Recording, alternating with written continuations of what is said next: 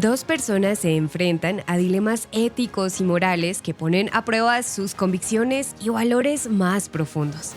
Descubre cómo la sabiduría resuena en los corazones de aquellos que buscan la verdad y la redención en un mundo cada vez más complejo y desafiante.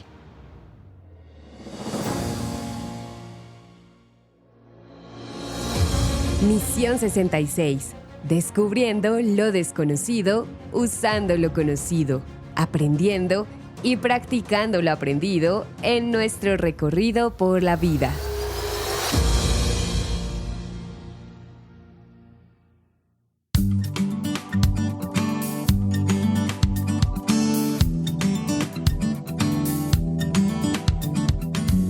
Hola, soy Kimberly y te doy la bienvenida a Misión 66. Nuestro tema de hoy es dependencia e independencia. Hoy nos espera un interesante recorrido. Soy David y te pregunto, ¿crees que puedes encontrar una manera de arreglar todas las cosas por ti mismo?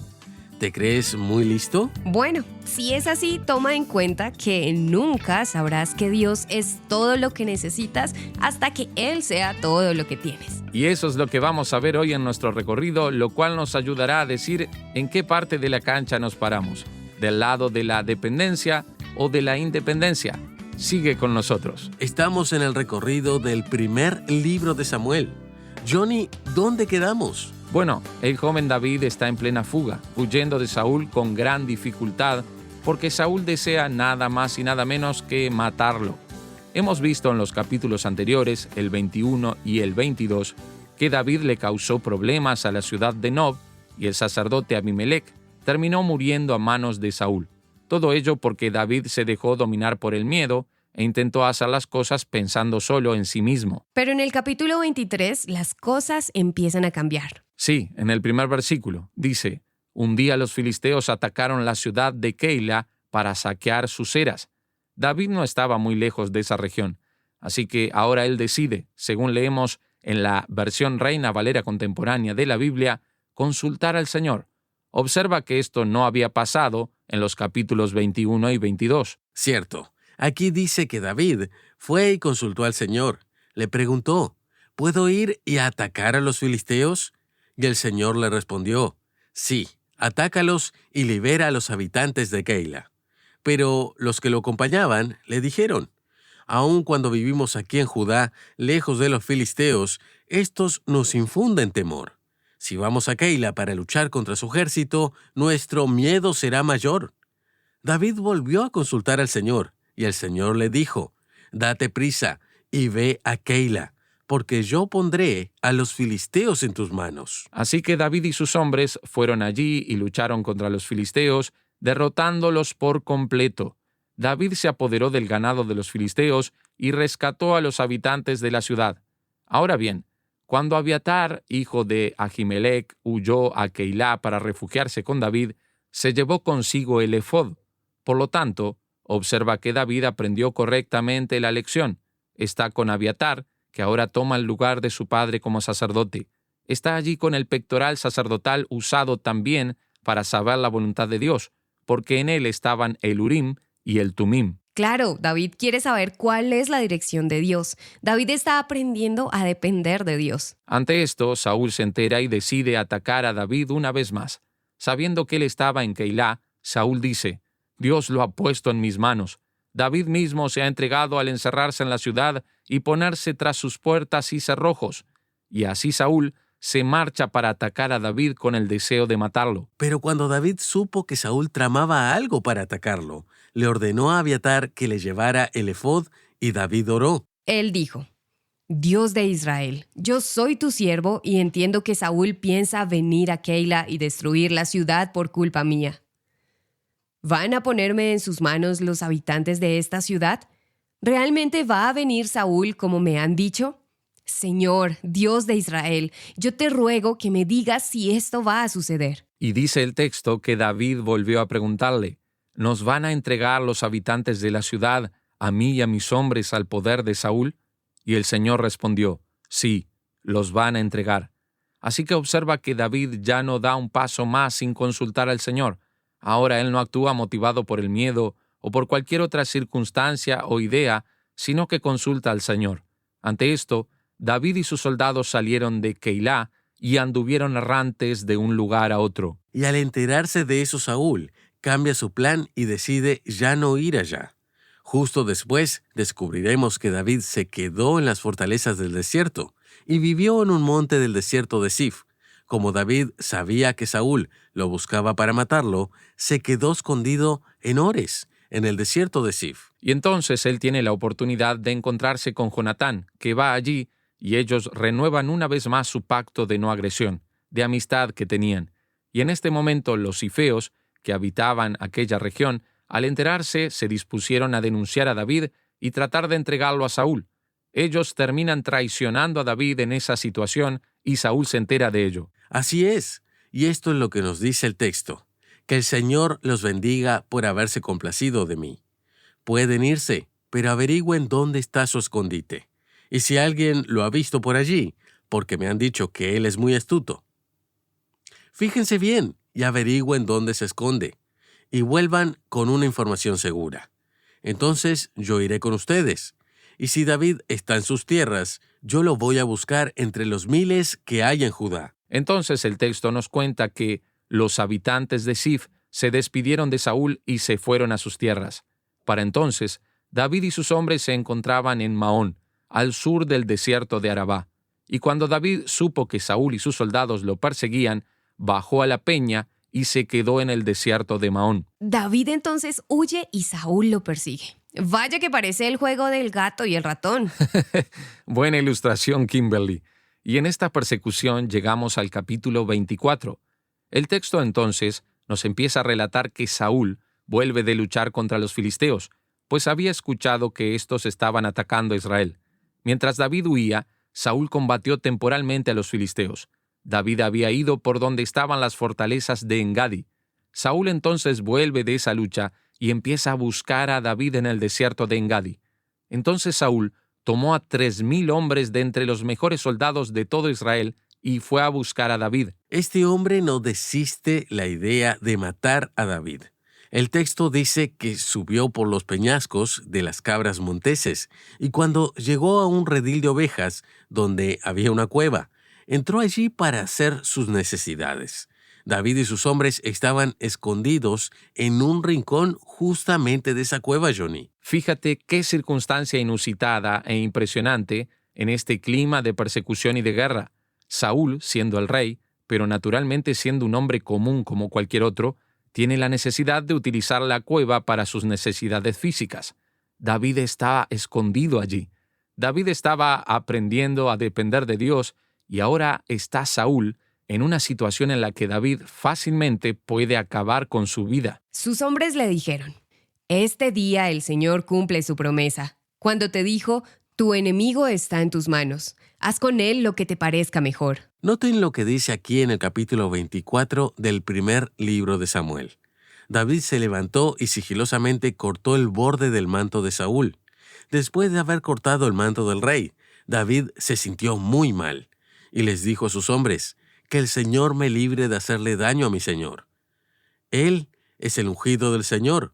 No puedo extender mi mano contra él». Con estas palabras David reprendió a sus hombres y no les permitió hacerle ningún daño al rey. Y cuando Saúl salió de la cueva, siguió su camino. David nos impresiona por su forma de actuar al demostrar que, de hecho, había aprendido a depender de Dios. Dios no lo autorizó a matar a Saúl, a atacar a Saúl. Saúl estaba en la posición de rey, porque Dios lo había escogido para hacerlo. David no tiene la autorización de quitar al que es denominado ungido del Señor. El ungido del Señor es escogido para ser el rey de Israel en este contexto, y David respeta eso, porque descubrió que nada es más importante en la vida que depender de Dios. Ante esa situación de prueba, él no se atreve. El hecho de cortar la punta del manto de Saúl ya le deja preocupado. Después de ese episodio, justo a continuación, el texto nos trae más luz sobre el asunto. La narración continúa diciéndonos que David salió detrás del rey y una vez afuera gritó de manera que Saúl lo oyera. «Mi señor y rey». Saúl volvió la mirada y vio que David, de rodillas y con el rostro inclinado, en actitud de reverencia, le decía, «¿Por qué te dejas guiar por quienes te dicen que yo te busco para hacerte daño? Comprueba por ti mismo que el Señor te puso hoy en mis manos, allí dentro de la cueva. Y David añade, mis hombres me insistían que te matara, pero yo te perdoné, pues me dije, no puedo hacerle ningún mal a mi Señor, porque Dios lo consagró como rey. Mira, Padre mío, aquí en mi mano tengo el borde de tu manto. Yo lo corté, y no te maté. Date cuenta que nunca te he traicionado, y tampoco te he hecho ningún mal. Sin embargo, tú me andas persiguiendo con la intención de matarme. Entonces apela a la conciencia del rey.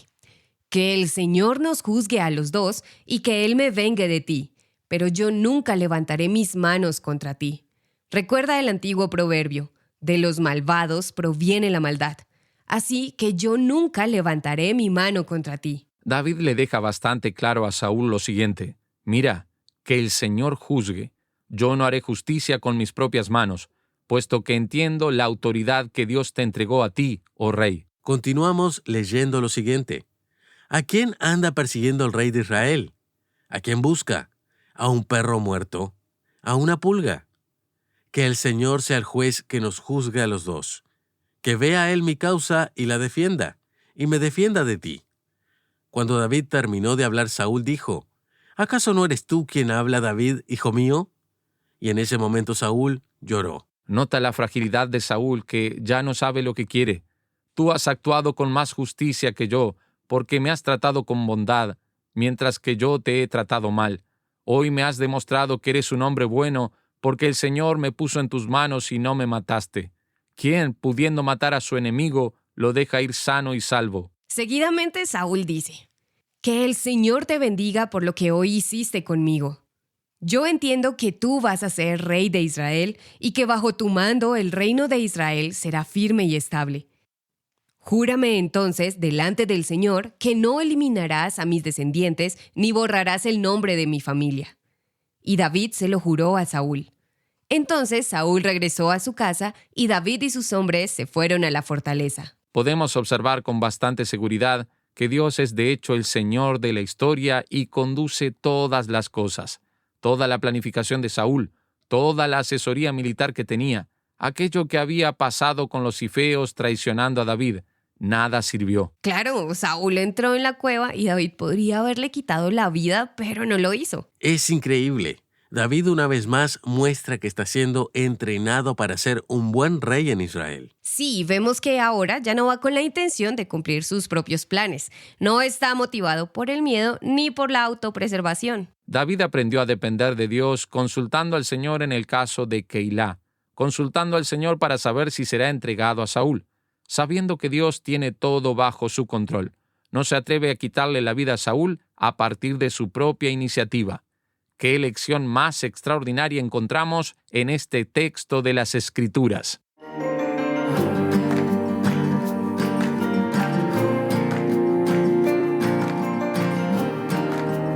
Después de lo que has escuchado, ¿considerarías depender de Dios o depender de tus propias fuerzas?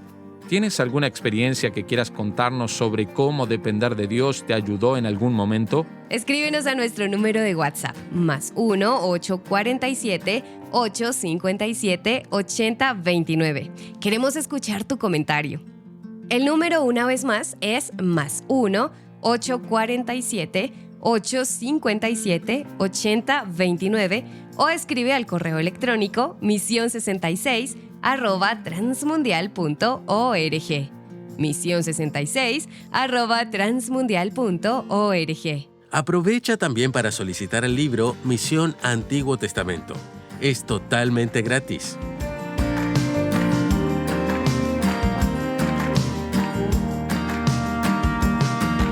Estamos explorando el primer libro de Samuel, analizando en esta oportunidad los capítulos 23 y 24, y ahora hemos llegado al tiempo de las preguntas. Johnny, ¿qué lecciones podemos sacar nosotros, por no decir el mismo David, de lo que Keila y de los cifeos en esta situación de guerra? David va a ayudar y de repente recibe un contraataque. ¿Qué podemos aprender de este episodio? Pues bien, David está siendo entrenado por Dios para ser un gran rey y vemos que una de las cosas más importantes para un buen liderazgo, sea como rey o no, es aprender a lidiar con la inconstancia de las personas.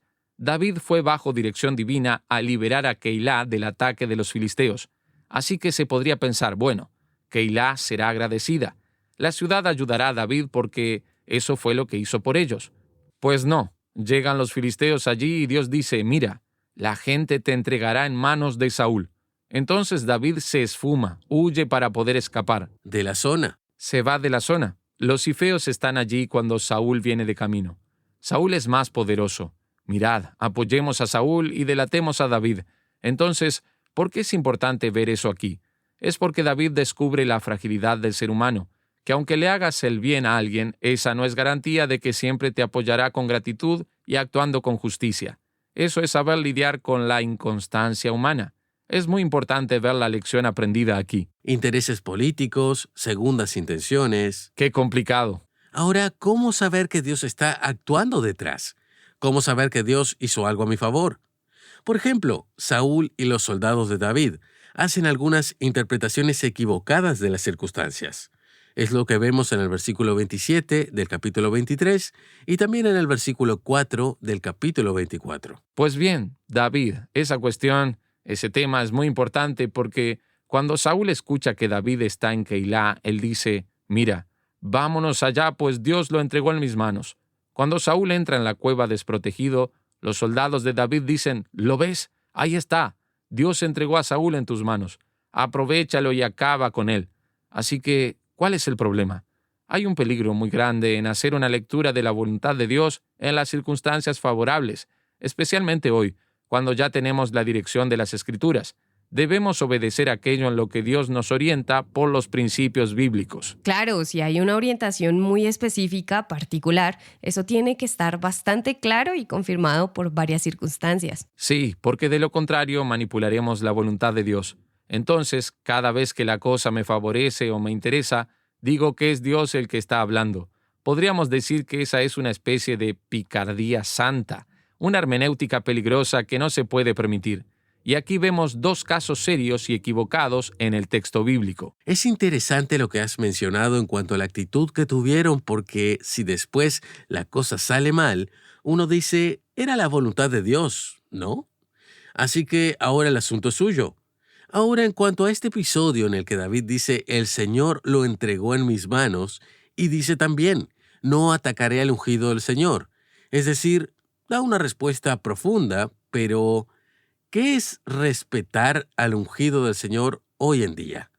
¿Dónde está el ungido del Señor y esta práctica en nuestros días? Mira, David, esa observación es importante, porque existe en muchos contextos hoy en día un abuso de esa idea del ungido del Señor.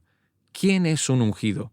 El ungido es aquel sobre el que se derramó el aceite para que fuese escogido para ser rey de Israel. Y sabemos que Saúl fue ungido del Señor porque fue escogido por el Señor. Sí, él está en una posición de autoridad dada por Dios. Por lo tanto, esa posición debe ser quitada solo por Dios.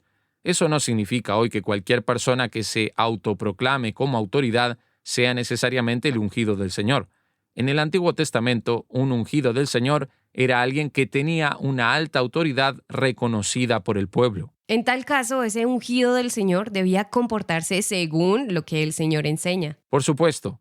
Ahora, en el caso de un liderazgo espiritual del Nuevo Testamento, la autoridad no está en la persona, sino en el texto sagrado. Con lo cual, una persona que se autoproclama como ungido de Dios, sencillamente se ha alejado del propio Señor y de las Escrituras. Por lo tanto, no debería tener autoridad reconocida. Esa persona es juzgada por las Escrituras. Entonces, si alguien que se proclama ungido del Señor está en desacuerdo con el propio Dios, no puede reconocérsele autoridad alguna. Correcto, si estás en un contexto en el que alguien manipula la situación en nombre de la verdad, apartándose de las Escrituras, su autoridad no se puede aceptar y tienes toda la libertad de buscar apoyo espiritual en otro contexto, porque eso es inadecuado. Así que podemos decir que existe ahí un uso indebido de esa postura. Totalmente, David. Por supuesto que eso no nos autoriza a que cada vez que no estemos de acuerdo con un liderazgo espiritual, nos pongamos a hacer lo que nos da la gana, porque eso estaría igualmente mal y no tiene apoyo en el Nuevo Testamento. Por lo tanto, esto es lo que tenemos sobre esta cuestión tan relevante. Para terminar nuestras preguntas, Johnny, Dices que David en este tiempo como fugitivo está en un gran entrenamiento preparado por Dios. ¿Qué estrategia aprendió David a usar? Él está hablando ahora con Saúl en el versículo 14 del capítulo 24. ¿Qué aprendió de esa gran escuela? Es muy importante ver lo que ocurre con David porque a veces pensamos que una cosa espiritual no tiene conexión con la realidad, pero descubrimos una madurez en el liderazgo de David muy interesante en la manera que lidia con la situación. En primer lugar, vemos cómo David consigue contenerse. Allí está Saúl, de espaldas, fácilmente alcanzable, pero David se controla, y es impresionante que él no solo se controla a sí mismo, sino a sus propios soldados. Uno de ellos podría decir, me da igual, voy a destrozar a este tipo. Así que David sabe controlarse. Después es interesante que cuando sale de la cueva, él actúa humillándose a sí mismo. Sí, él dice, escúchame, oh rey, ¿a quién persigues? ¿Persigues un perro muerto? ¿Una pulga? Él se pone en una posición humilde. Luego, él atribuye la gloria de todo lo que pasó al propio Dios. Que el Señor sea juez de toda esta situación. En vez de ir diciendo, ¿ves qué listo soy? Conseguí engañarte, fíjate. Cierto, Johnny. Está claro que David no se atribuye la gloria. Y hay más, como dicen los anuncios en la televisión. Él usa un recurso psicológico, pero es sincero. Él dice, escucha, oh rey, ¿a quién oyes para tener tanto problema conmigo? No soy su enemigo. Sí, es verdad. Es impresionante ver el versículo 11, cómo interactúa con él. Él dice, Padre mío, mira el borde de tu manto que tengo en la mano. Así que nota cómo David se desenvuelve con tanta habilidad. Él tiene estrategia. Él sabe conversar con el rey. Saúl, que ya no tiene tanta seguridad psicológica, incluso se va llorando. Oh, hijo mío, tú serás rey. Pues sí, y entonces fíjate, él dice, cuando te conviertas en rey, no cortes mi descendencia, ya que le había cortado la punta de la capa, a ver si le iba a cortar todo lo demás. Así que le pide que no acabe con el nombre de su familia. Por lo tanto, es muy interesante observar aquí que no solo aprendemos lecciones, digamos, espirituales, entre comillas, también aprendemos a conducirnos en situaciones sin actitudes desequilibradas y generadas por no pensar correctamente. Cierto, lo descubrimos aquí en la manera en la que David conversa con Saúl. Amigos, cualquier empresario, líder, cualquier persona que tenga una responsabilidad, sea en una situación familiar, del hogar o de negocios, aprende lecciones de liderazgo en la Biblia. Es muy interesante e importante descubrir eso.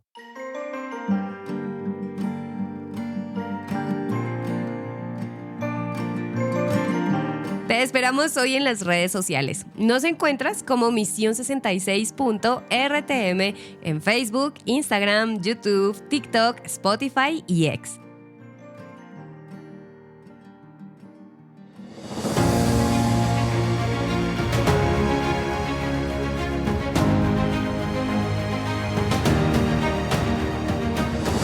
Nos acercamos al final de este episodio, pero antes, Johnny, en nuestra Misión 66 no nos hemos quedado escondidos en la cueva, sino que nos fuimos a los capítulos 23 y 24 del primer libro de Samuel para aprender lecciones muy importantes. ¿Y cuál es la más destacada que merece consideración para nuestra vida práctica, para tu día a día, para mi día a día? Bueno, mucho cuidado con hacer justicia por tus propias manos. Recuerda que Dios tiene el control. La gran lección que David muestra y comparte con nosotros es exactamente esta. Y David podría haber actuado con instinto de autopreservación, podría haber actuado con ira, podría haber sido llevado por el deseo de liderar, pero David se contuvo. David no hizo justicia por sus propias manos. Quizás en muchas circunstancias tienes ganas de hacer literalmente una locura. Ten cuidado, ve despacio, tranquilízate y recuerda, Dios todavía tiene todo bajo control.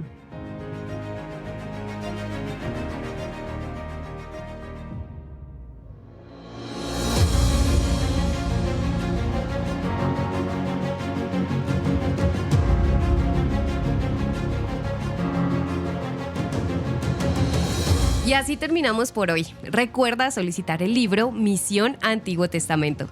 Nuestro número de WhatsApp es +1 847 857 8029. +1 847-857-8029. Acompáñanos en nuestra próxima Misión 66, donde vamos descubriendo lo desconocido, usando lo conocido, aprendiendo y aplicando lo aprendido para el recorrido de la vida.